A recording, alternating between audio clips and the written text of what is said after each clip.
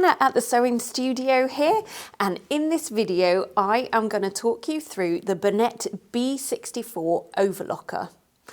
I'm going to show you all its features, one of which is air thread technology. Now, if you've never seen a machine with this technology before, stay tuned for the sewing section because you will be mesmerised. So I'll talk you through all its functions. I'm going to show you everything that comes in the box. I'll show you how to thread it, including that air thread technology, and we'll do some sewing and I'll show you its capabilities, and then we'll talk a bit about warranty and support. So we've split all of those into chapters. If there's a particular section you're more interested in, feel free to head straight there. So the Bernette B64 Overlocker is what's called a 2, 3 and 4 thread overlocker, and that means you get multiple different stitch options, 16 in total to be exact. And in the box you get this really handy stitch chart. Not only does it tell you what stitch is available on there, it also gives you a guide of how to set up each of the elements. Really, really useful. Now you can adjust the length of those stitches, and that's anything from 1mm up to 5mm, and there's a dial on the side here to do that. And you can change the width as well by moving the distance of the knife that cuts the fabric as it goes, and you can achieve anything from 5 to 7mm on there. Now there's also a dial on the side here for what's called the differential feed, as well as your hand wheel to raise and lower your needles. Now the differential feed applies to the feed dogs, of which there's 2 sets on an overlocker. Mostly they're running at the same speed, but you can increase the speed on the front one to achieve a gather, and you can decrease the speed on the front one to help with tricky fabrics that tend to kind of pucker and things as it's going under the foot. The foot itself is a standard foot. It's what you use mostly. There are other ones available for things like gathering and attaching elastic, all sorts of different things. But you can adjust the pressure that is applied to this foot, and that's with a dial on the side here. And again, that helps with trickier fabrics that tend to get chewed on the teeth.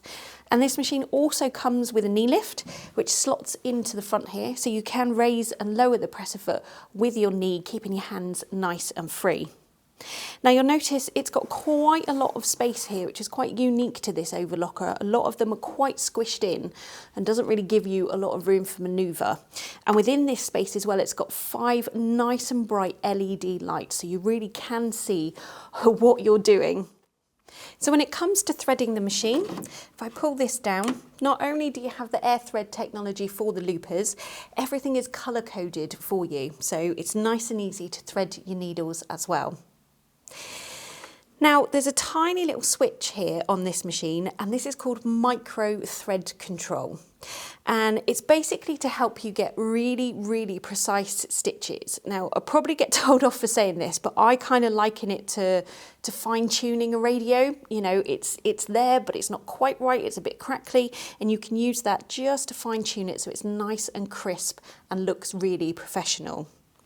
There's a couple of other switches here. So you've got this one here, which is for normal sewing, so it brings your chain finger up to do your loops, and you can pull it back to do a rolled hem where you don't use the chain finger. Now a lot of overlockers, that piece is separate and you take it out, which can get lost, but it's just a nice simple switch on this one, so nothing's going anywhere. And then down here is the dial where you can change the cutting width on your blade, and then here is where you can pull it out and retract it down if you don't wish to sew with the blade up, cutting the fabric. There's storage in the front here for the tools and everything that it comes with. And then this piece here pops off to give you a nice free arm for sewing any kind of tubular items.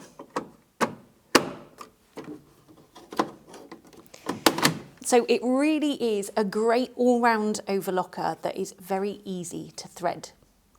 So in terms of what comes in the box, the machine will arrive not quite like this. This piece is not attached, but it's very easy to put on, and with the standard foot already on there. And a range of accessories that all fit neatly in this little plastic storage box. You've also got your knee lift and a quick start guide. Now there is a QR code on the back of that to download a full instruction manual, and that is also available on the product page of this machine on our website. I don't want to forget your power lead and foot control, but I've already got it plugged into the machine. You've then got what's called a trap bin or a cut-off bin. That sits on the front of the machine, and as you're cutting your fabric, those bits just fall in there, keeping it nice and neat and tidy. And if all that wasn't enough, you've then got an extension table as well that sits on the end there to give you a nice big working area. And that's really useful to help support fabric, especially if they're heavier or slippy, again, so you're just getting those nice consistent results. Talking about those results, let's head into the sewing section. So we're going to thread the machine from right to left, and that starts with the lower looper, and then you've got the upper looper, the right needle, and then the left needle. So the first thing we need to do for the loopers is to come down here and lock them in position. So at the moment, they're free to move for sewing, but in order for the thread technology to work, they need to be locked into position so that the thread can shoot right the way through. And you do that with this switch here. So you just push that over to the left and then turn the hand wheel until they lock into position, and now they cannot move at all. So I'm going to grab my thread, and we go up into the thread tree at the top there, and then behind that little pre-tension spring there. Comes in through the tension discs, and at this point you want to make sure your presser foot is in the up position, and then those discs are open so the thread can sit in there as it needs to. And then you come down through this bit, and then we're going to put some thread in this red hole here. I'm going to grab some tweezers so my hands aren't in the way for you to see what I'm doing. Let's get that in behind there a minute. There we go. So you want to get yourself some slack, and then grab the end and post it down into the hole. And then keep going until it kind of double back on itself like that. Oh, hang on, small increments and more will go in. There we go. So it's kind of folding in on itself now. So again, I'm just going to leave some slack, and then keep your finger on the button, and you can see the thread has now come out through the eye of the looper. If I can just drag that one here, and that's that threaded. So onto the top looper or the upper looper. So I've already gone through there with my blue thread, down through the tension discs, and then exactly the same. So I'm going to get myself some slack, and I'm going to push some thread down into the hole. You might not need to do as much as I do, but I kind of feel more is more and it's more successful. So there, it's doubling back on itself. So I just press that, and hey presto, it's through the eye of the upper looper. So that's those threaded. The one thing you mustn't forget to do is to unlock your loopers again. And you just do that by flicking that switch back to the right, and now they're free to move again. And if you're ever not sure, there is a diagram in the front of the cover here, and it is covered in the Quick Smart Guide as well. So actually I'll leave that down because it does give you a bit more room for the needles. So we'll grab the thread for the right needle, and you just come down through the tension discs along here, and you might not quite be able to see, but there's 3 guides here. You want to put this in the one at the very back, up and around, and then to the right of that guide, and then in the one just above the needle, right over to the right side there for the right needle. And then it does have a needle threader there that you can use. I'm just going to pop it through the eye of the needle and out through the back. I've just got that caught around that one now. Let's take that out. There it goes. And then exactly the same for the yellow, except you're going in the middle guide here, up and over to the left of this one, in there, and then in this left guide here. And then again, through the eye of the needle, but obviously on the left-hand side this time. Shaking now. There we go, in under there. And then I'm just going to grab this upper looper thread and put all of them in underneath the foot there. And this lower looper one, you can just leave a couple of inches hanging. And then I'm going to shut the door, drop the presser foot. Oh, I always lose that. So it's on this side for the dresser foot? The presser foot lever is on that side. And then I'm just going to turn the hand wheel by hand to get the machine started with its thread and looping, but you're also feeling to make sure that everything is moving quite freely and your loops are chaining as they should be. And then that all feels okay, so I'm going to pop my foot on the presser foot. And nothing is looping. Okay, that is because then I left this lower looper thread just dangling down in there. So I'm just going to pull that through. This machine obviously doesn't like that. Some do, some don't. So I'm just going to pull that through and out under the foot again.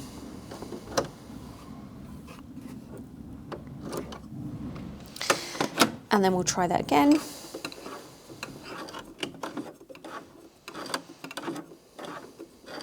That's better. I can see they're looping now.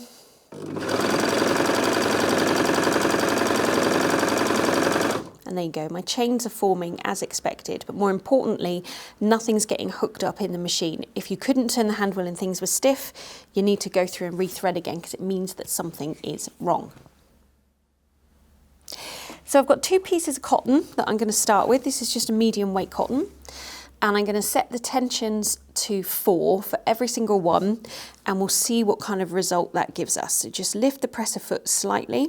I've got the cutting blade up, so it's going to cut as I go. And I'm going to pop my foot on the foot pedal.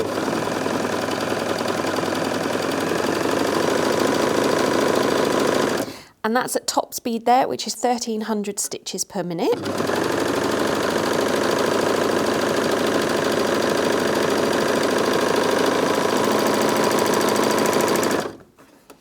I really do like the space that this machine gives you as well. It just feels like you've got room to do everything that you need to do. Move the tweezers out the way. So this is your 2 needles, your left and your right, sewing your seam, and then you've got your blue thread, which is your top looper, and then your red thread, which is your, whoops, oh, I caught my nail in that then, look. That's the price you pay for gardening at the weekends. Anyway, your lower looper underneath there. And what you're aiming for is for both loops to interlock on the edge of the fabric, which this is doing, but there is a bit of a gap on the edge there, which it shouldn't be. It should be nice and tight. So what I'm going to do is increase the tension on both the upper and the lower looper to draw those loops back in. So I'm going to lift that up and pop that in and try again.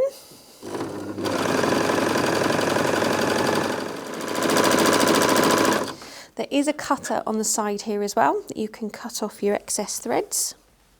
And that's a much neater result there. The loops are now forming right on the very edge of the fabric. And that's exactly how you would want it.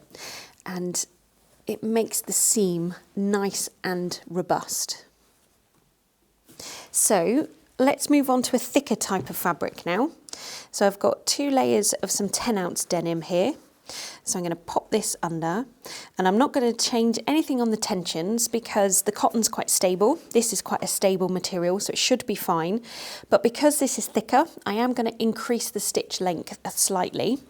And that's this dial on the side here. So at the moment it's on 2.5, so I'm just going to take it up to 3, not by very much, and that just helps to keep the stitch sitting on the fabric and not pulling it in that way.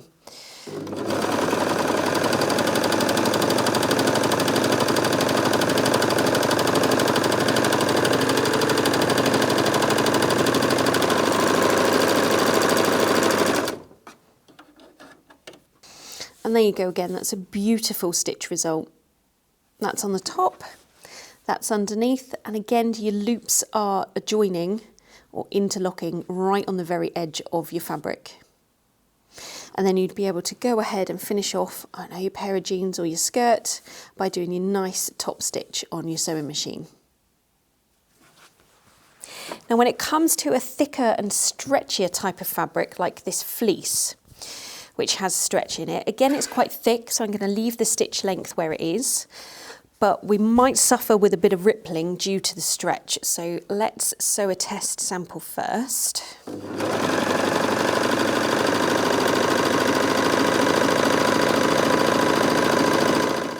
And there you can see how now changing the fabric, this tension is slightly off again. So we've got a bit of bagginess at the end of our loops there. And we've also got this waviness going on, and that's where the differential feed comes in. So the first thing I'm going to do is increase the tension again on the two loopers, and then I'm going to increase the differential feed so that the front feed teeth are sewing quicker than the back ones. And in effect, you're getting a gathering, but that then counteracts this waviness. So we'll go again and see what result that we get. And you can see how that is now sitting nice and flat. There's none of that rippling that was going on. And increasing those tensions again has got us back to having our loops interlocking on the very edge with no bagginess. So when it comes to doubling up on this type of fabric now, obviously it's a lot thicker. So I am going to bring those tensions down slightly again, because we're increasing this space with another layer of fabric, if that makes sense. And I'm going to sew on the edge of this fabric. So I'm going to retract the knife, and you do that by simply pulling that out and turning it towards you and back in. So we're now not cutting as we go, and I'm using the edge of the plate here as my guide so that the loops are formed on the very edge of the fabric.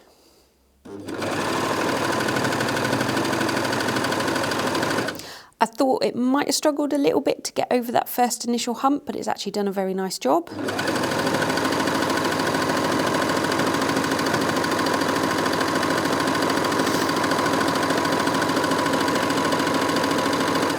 Can I just say, this is a really lovely machine. I'm just sewing away here with a smile on my face you can't really see, because it just, for an overlocker, which usually get a very bad reputation, it's a really, really nice, pleasurable one to use.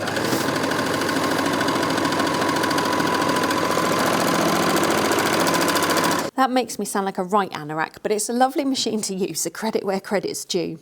So the tensions are perfectly fine on that, so reducing those has worked in terms of giving them space to allow for that fabric, but we have got a bit more rippling left. Now, you might think to yourself, what am I going to do? Because the differential feed is up as far as it will go as 2, so they're going as fast as they can possibly go. So what you would look to do now is increase the stitch length. So I'm going to put that up to, let's go 4.5, and then we'll go through again. I'm going to cut it this time. I've already put the blade back up.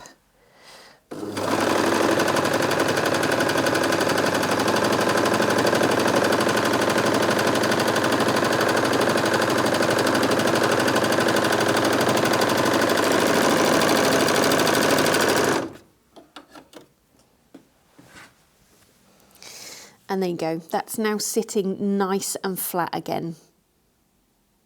So I hope that gives you an understanding of how to adjust the tensions on your different projects and how the differential feed works. And it is a good idea to do a sample every time that you're changing your fabric and everything. Yes, there are lots of different other stitches on this machine, and that will come in time when you're using it. This machine comes with 2-year warranty, and in the box you'll find this card that explains the warranty to you and how to register your machine with Bernette. And don't forget that we're here at the sewing studio as well. We try our best to know our machines inside and out so that we can help and advise you when you need it.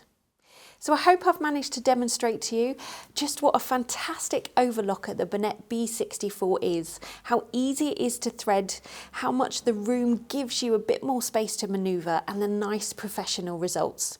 And hopefully you've decided that this is the right machine for you. If that's the case, head on over to our website and grab yours now.